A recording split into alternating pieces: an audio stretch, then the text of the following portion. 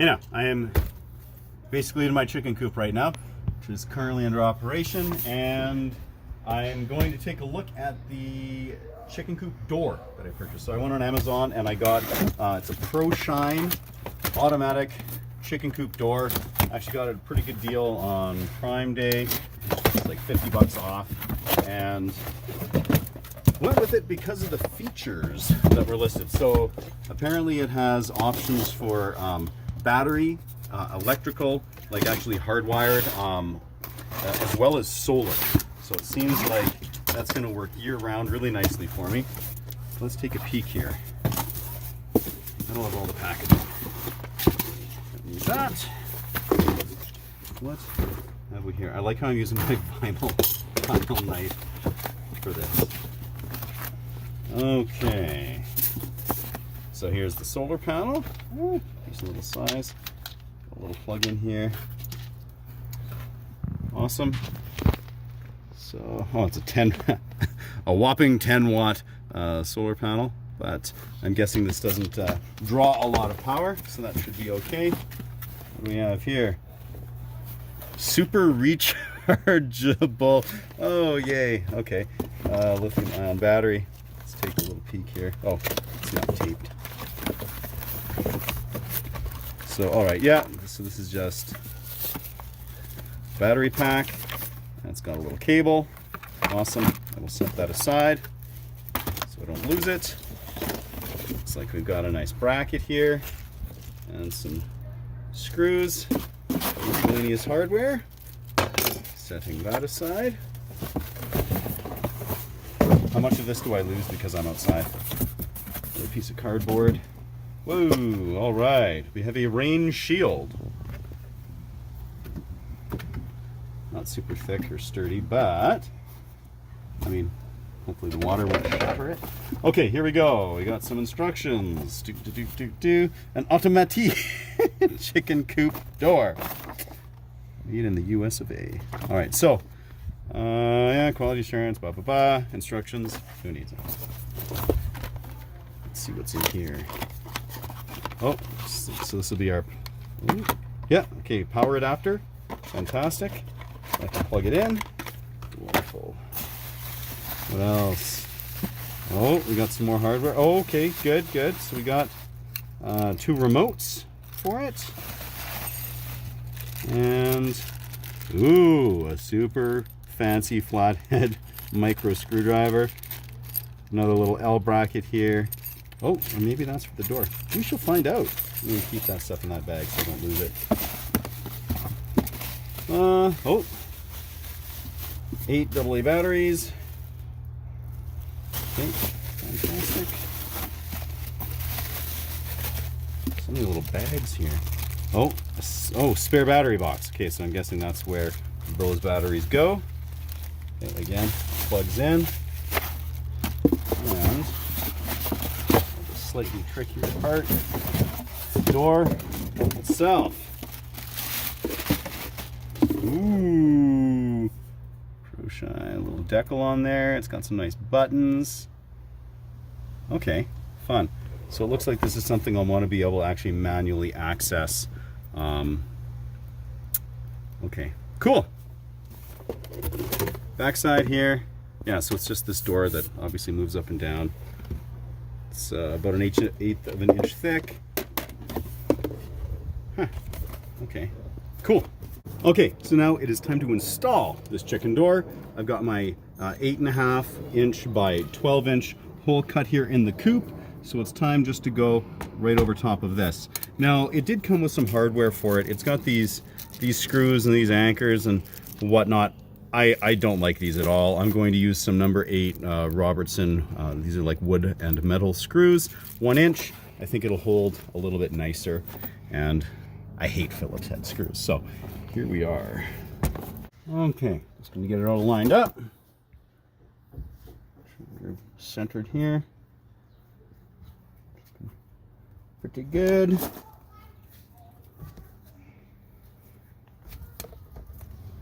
Okay. I'll use that as a bit of a guide. And in we go.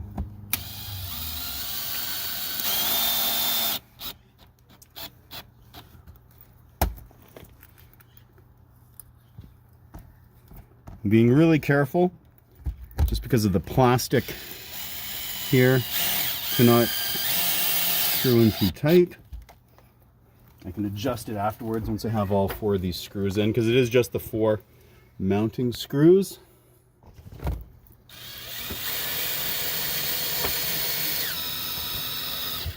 Probably should have pre-drilled.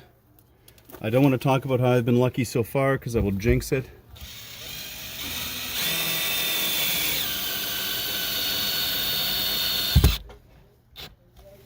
Okay, I'll just secure these.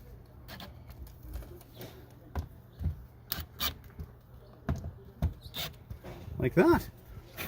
Okay, beautiful. I'll grab some more screws and then we can mount the infrared sensor here as well. So now we have this heavy-duty rain shield here. Again, little flimsy, but hopefully it will do the job. I believe the whole idea here is simply to keep moisture off of the electronics. So it'll do that. Okay, IR sensor. It's gonna be, I think, somewhere right about here. So in order to install this, I'm just going to unthread that one cap here. Probably right about here is good.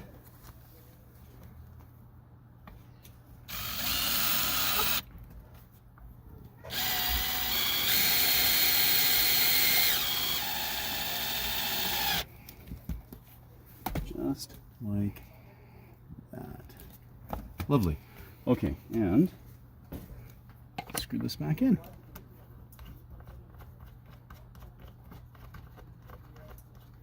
Now, because of this wire hanging around here, I think I'll throw just a little cable clamp on that. So I've just got these here. It'll just be a way to kind of keep this nice and flat here and out of the way. I just need one more screw. Just cut through like this.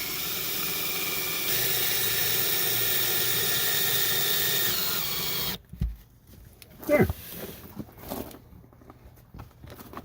Beautiful. So now I want to be able to get my actual power line into here because the plug-in that I've got for my Coop is on the inside. So we need to drill a hole and get the power into the Coop itself. Now for this wire, I'm going to drill probably right through here. And then I'm going to pass some PEX pipe through there. So just like this. I'm using a 5/8 bit here.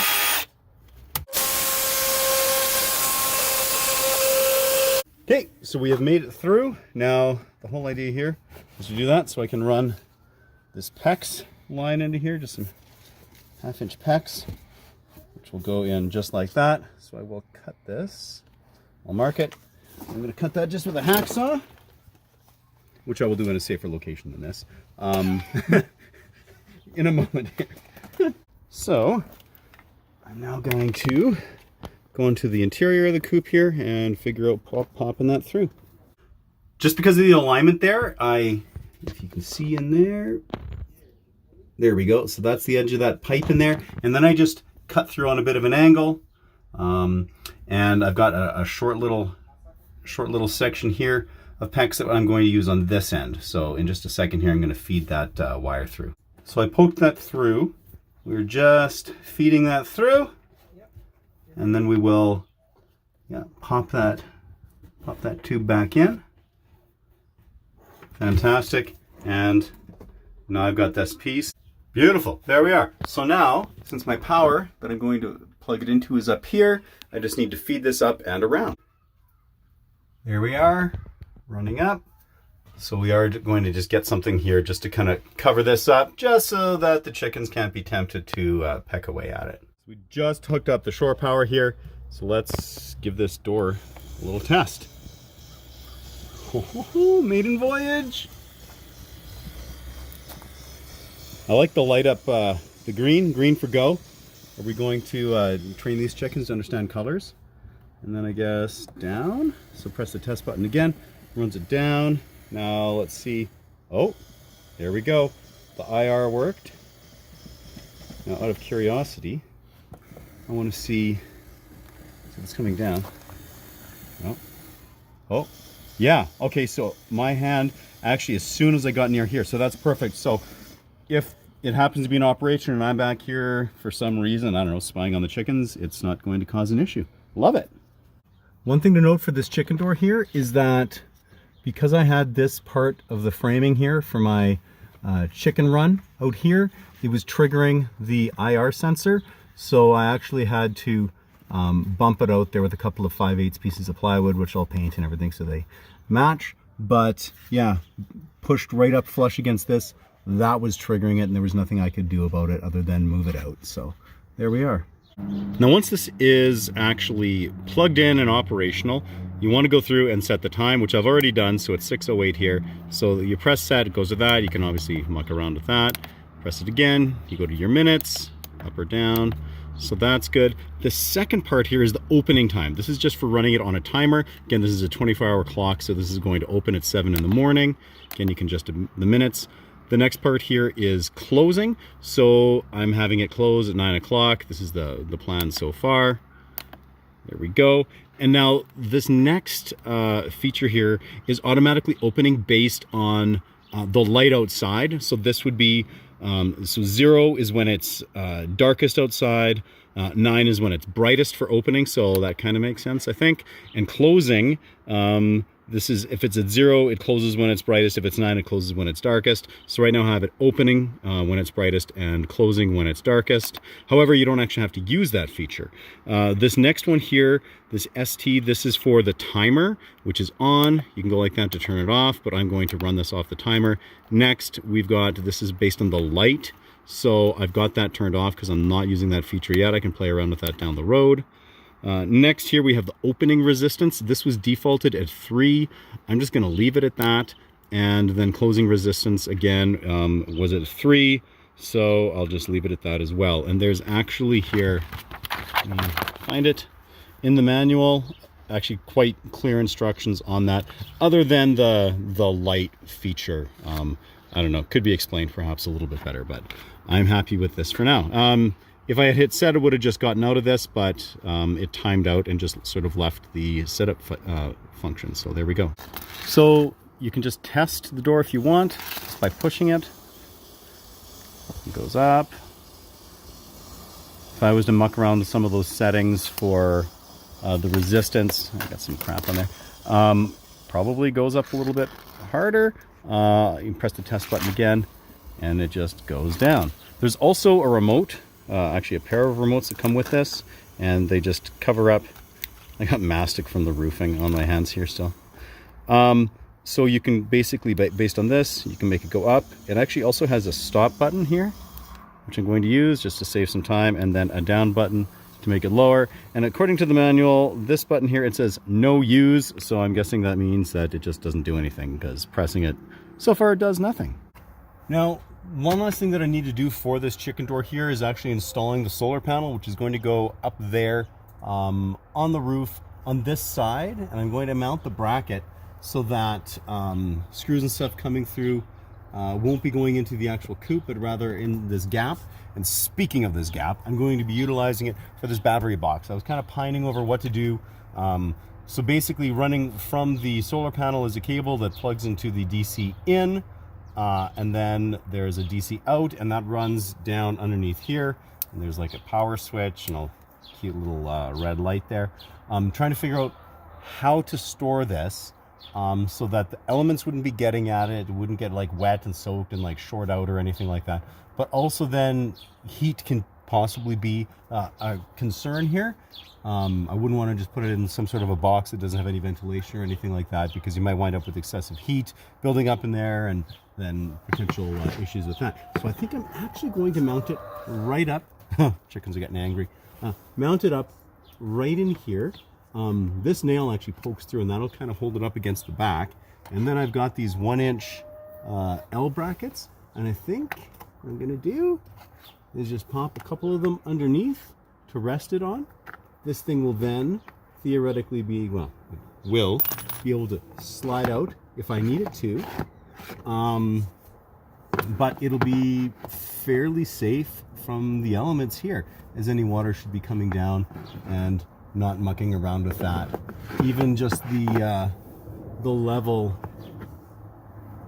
of this flashing is already below where that plugs in, so let's do it.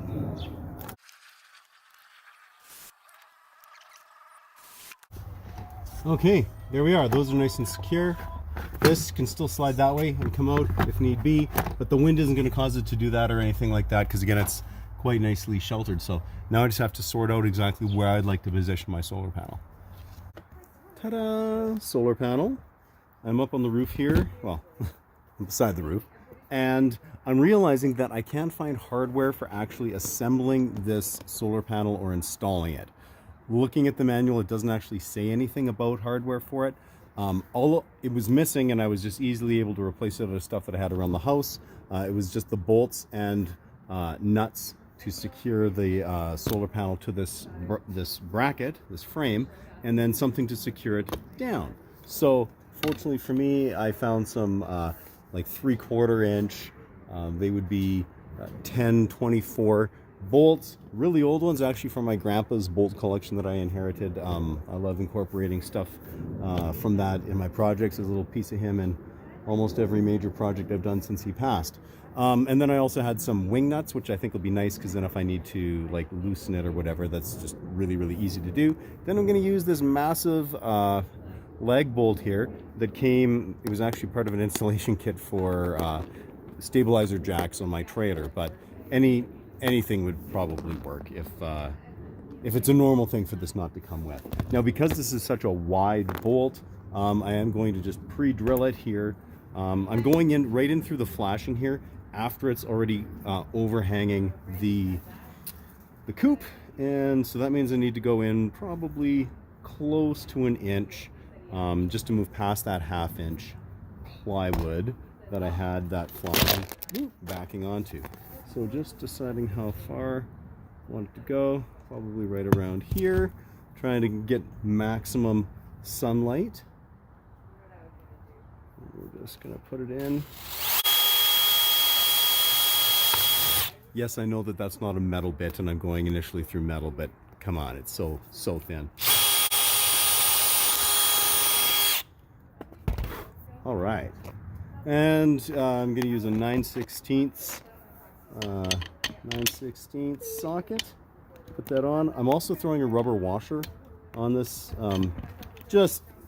I know that this is not actually overhanging anything, but just to minimize any sort of water that could possibly get through this here.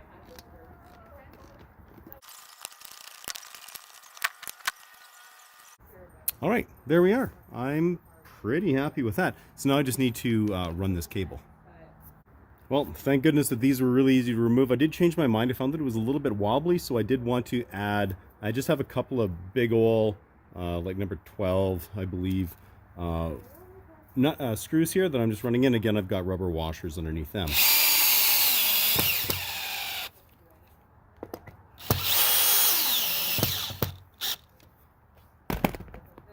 There, that's considerably more secure. So now I'm just going to go ahead and pop the solar panel back in. Coming from the solar panel, the wires come down, they cut across, up there, a little bit of the excess coming out of that box, strung down. I drilled a hole here so we could get through and just fired some of that roofing tar mastic stuff on there, and then just comes underneath, you can almost see it, and plugs into the door. Now, I was able to do it this way because according to the instructions, you can hook up multiple versions of power. In this case, it's the AC coming from inside, and then it's also the DC coming from the solar panel.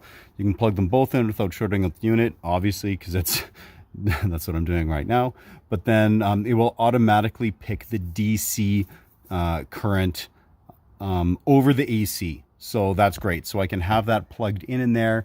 I can have the solar panel set up. It's going to run off that all summer, and even possibly through the winter some of the time. We'll see. I'm not sure if that means that if there's only a little bit of charge on the DC that it'll run really slowly. If that's the case, I can just use the switch up here on the box to turn off the solar panel. But either way, pretty. Well, here we are fully installed. I actually did wind up deciding to put up this extremely heavy duty rain shield. I did use number 8 Robertson screws, 1-inchers with washers around them just to help distribute that weight a little bit. I feel like if it was just a screw, it wouldn't take much to snap this plastic.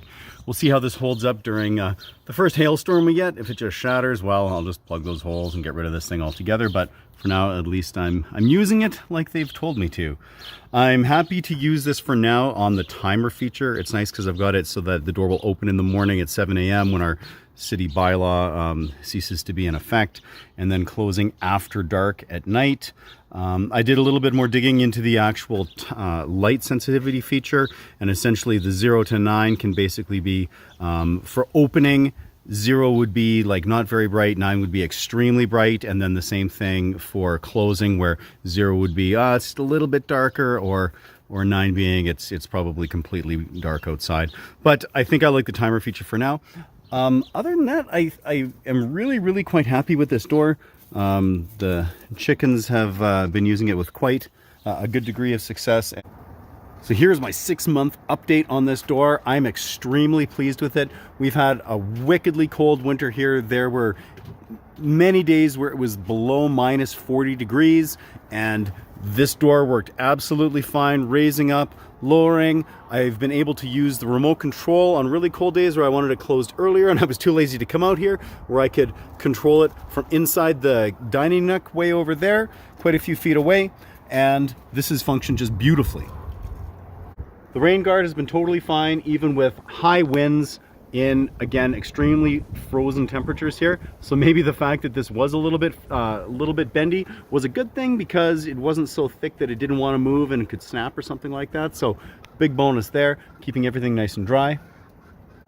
So ultimately, the ProShine automatic chicken coop door, big win, great purchase, very happy I did it. And until next time, keep it at 11.